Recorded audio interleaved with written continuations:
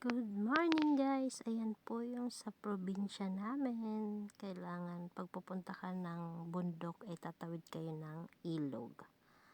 Ayan, tinawid po yan ng aking brother. Papunta doon sa bundok.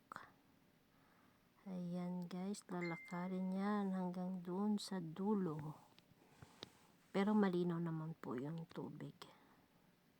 Diyan po kami dati naglalaba. Dati po maliit lang yung sapa na yan, pero parang taon-taon lumalaki siya, no?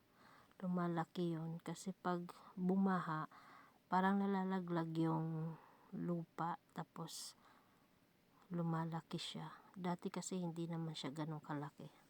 Dati po nung mga bata pa kami, diyan kami naglalaba at naliligo. Maghapon po yan, nandiyan kami sa ilog.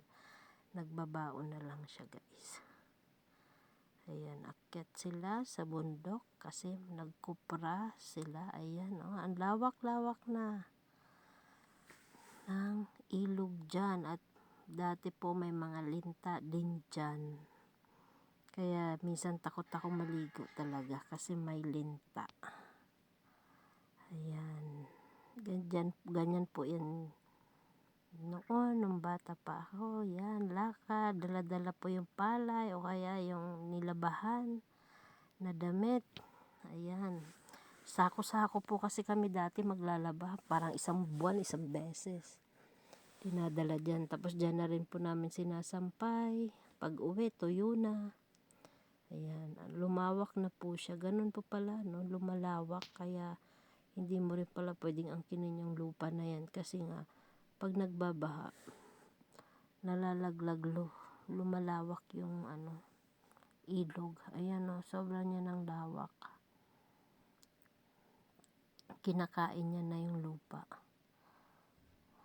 Ayan, kaya siya lumaki kasi kinakain niya yung lupa. Ayan,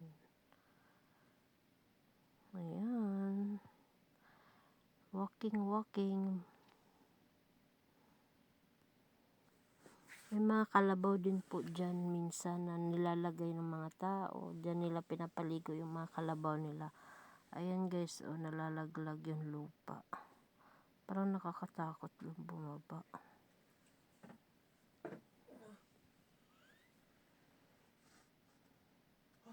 Malalim din po yan dyan sa ilalim, sa kabila.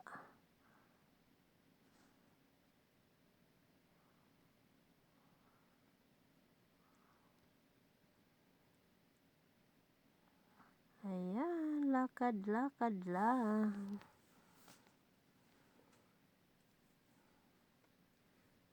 Ang lalim ng ilog. Naku, yung bahay ay muntik na siyang malaglag. Konti na lang po yan. Pag bumaha pa, naku, malalaglag na yan. Dahil kakainin na ng ilog yung tinitirikan niya o yung tinatayuan niyang lupa dyan. Ayan. Kasi nga, palaki ng palaki po yung ilog dyan. Ayan, o. Kaya kailangan po talaga magtanim ng mga puno para kakapit po yung lupa, hindi nalalaglag agad. At ayan na po yung kuprasan nila. Diyan po sila nagkukupras. Ayan. Yan po ang buhay sa probinsya. Simple pero masaya naman siya. Pero kung ako, gusto ko rin yung ganyang buhay. Basta may bahay ka lang, no? Walang problema. Ayan guys, ayan po yung bahay o yung dyan, kuprasan. Ayan.